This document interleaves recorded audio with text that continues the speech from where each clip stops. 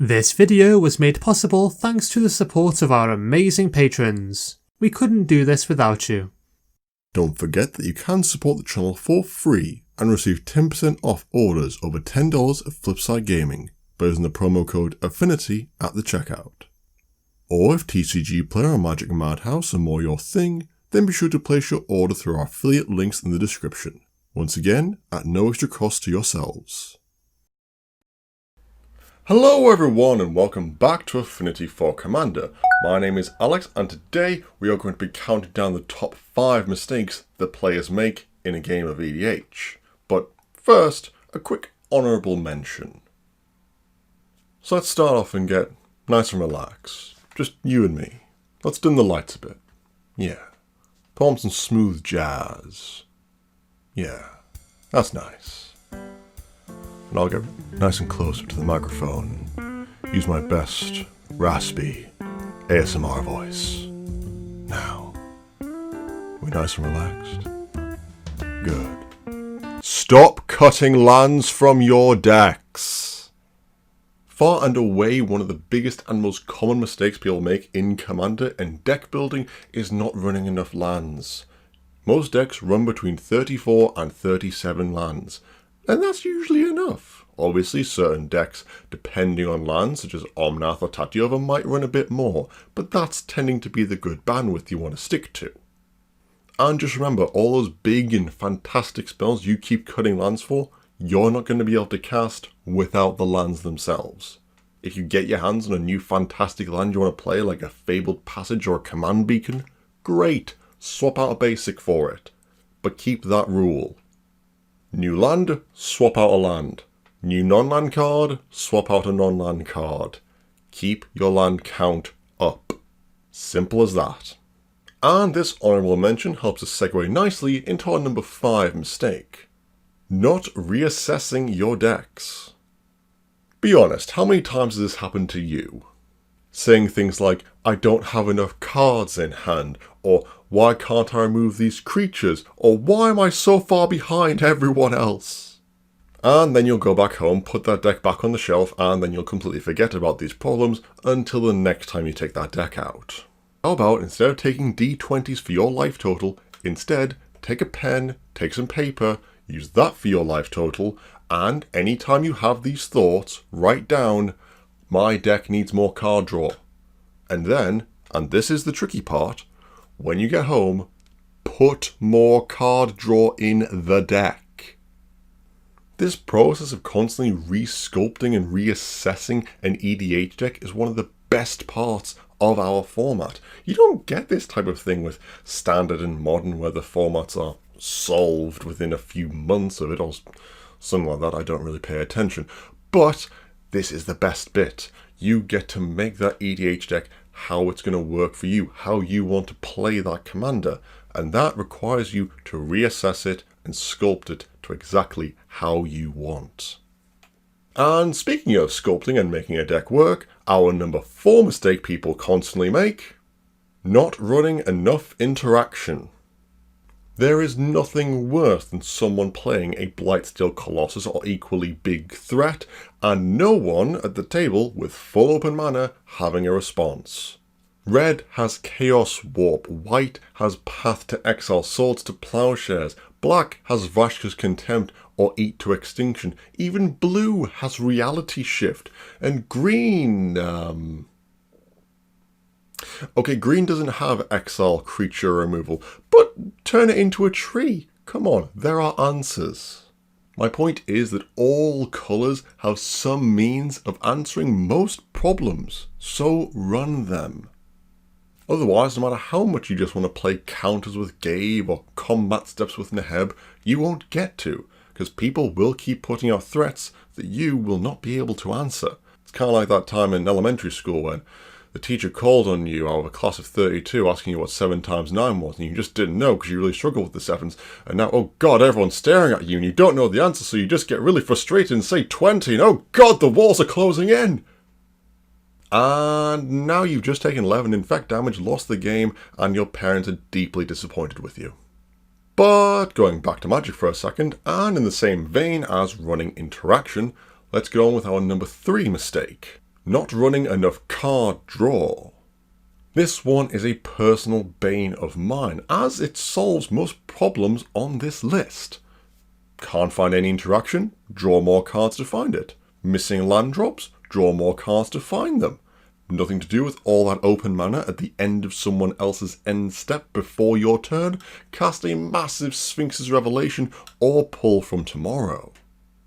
Now, this piece of advice does come with a little bit of a disclaimer, because cards like Mind's Eye, Rhystic Study, Well of Lost Streams, or Mentor of the Meek, I would personally not count in your card draw slot for your deck, which should amount to a certain number, which will be on the screen now. That's how many card draw items you should have in your deck on average. Again, this is only advice. Certain decks will need more card draw, some less depending on the commander or your particular playstyle. And back to my point of why I don't count these cards is because they need something else to happen along with themselves. In terms of Sphinx's Rev, you just draw the cards. However, with Mentor of the Meek, you need small creatures to enter the battlefield. Well of Lost Dreams, you need to gain the life. And when it's late game and you draw a Rhystic Study with an opponent's board of elves eyeing up your life total meaningfully, a 3-mana enchantment is not going to save you unless it rhymes with Boastly Brazen. And mistake number 4, running good cards. It's happened. You finally saved and scrimped enough to buy yourself that Crater Hoof. You get home, you're excited, it's fantastic, it's glorious, look at that beautiful artwork. But you realise the only green deck you have is Atraxa Super Friends, and then windmill slamming that boy who requires 3 green mana into a 4-colour deck that has 5 creatures in it is maybe not a good idea. Now, yes, cards that have a huge power level are good. Blimey, that was a pointless sentence. But it does mean that these cards do not need to be in every single deck that can run them. In fact, they can hinder that deck by diluting the theme and stopping you from doing what you want the deck to do. Jace the Mind Sculptor, for example, is an incredibly powerful card in certain formats. Don't be fooled by the price tag. That doesn't mean that it's also good in EDH. Having said that, I do run the Mind Sculptor in my Paco deck. But in fact, that's actually a really good example of what I'm talking about here. In fact, my beloved Paku deck is all about stealing other people's things. So having cards like Jace the Mind Sculptor in that lets me see the top card of the library is actually great for this deck. But other good cards like Animar or Crater Hoof are not so good in here. In fact, even despite my canon storybook marriage to Triumph of the Hordes, that is also absent from my list. So to summarise, run the cards that are good for your deck. After all, this is EDH, the home of bad, good cards.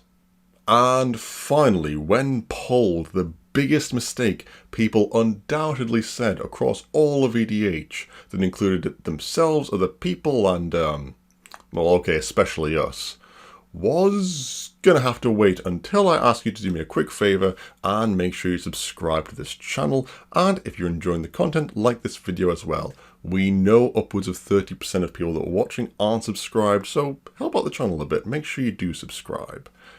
And now, number 5, our biggest mistake. Threat assessment. It's turn 12. You've got 2 opponents left because you all killed the 3rd player for daring to play Aegis Mackenzie. Completely reasonable thing to do, if you ask me. Opponent A has a board, 1 card in hand, and you've got some blockers. But opponent B, however, has only 1 creature, full open mana, and is playing Urza. However, you have burn that can wipe out 1 person. Why you're running targeted burn in EDH, I don't know. It's your deck. Stop asking me these questions. But here's the important part. What do you do? Who is the person who's the biggest threat? Who will you kill? Decide now. The answer? I don't know. It's a tricky one, and this is kind of the point. Threat assessment is difficult, especially if you're playing with new people and new decks. You don't know how many infinite combos they run, if they're accurately assessing their own deck's power level, or even how okay they are with Infect. However, this is where one of the best parts of Commander comes into play: talking to people. Make a deal, talk to opponent A, see what their plans are for the next turn, maybe try and elucidate what that card is in their hand. Or discuss with opponent B the odds of you both being dead to an entire horde from opponent A on your next turn. Can he bounce the entire board and help you both out? Or has he just been bluffing and has drawn lands the past 4 turns? Maybe try and find that out. The key to threat assessment is talking to the table and pooling of your collective knowledge and trying to best use your resources as well as other people's. But the only way to get better at something is to do it more often. Play more Commander, talk to more people, discuss the idea of threats in EDH, both in and outside of the games. Heck, even take the example I gave you. Put it on a forum, ask people what they would do in that specific situation. After all, most people want a fun and interactive game of Commander, and talking to people is part of the fun and involvement in that too. And then of course you kill the other player, because I mean, come on, we're not animals here. But that will be the end of the video, guys. Thank you so much for watching. Comment below, what do you think is one of the big mistakes people make in EDH? Whether yourselves or something you've seen us do. Just remember, you can follow us on Twitter @4Commander, or if you really like the channel, you could consider becoming a patron of it yourself for access to exclusive and fantastic Commander related rewards. But that'll be it for me from now. As always, I've been Alex, and I will see you next time.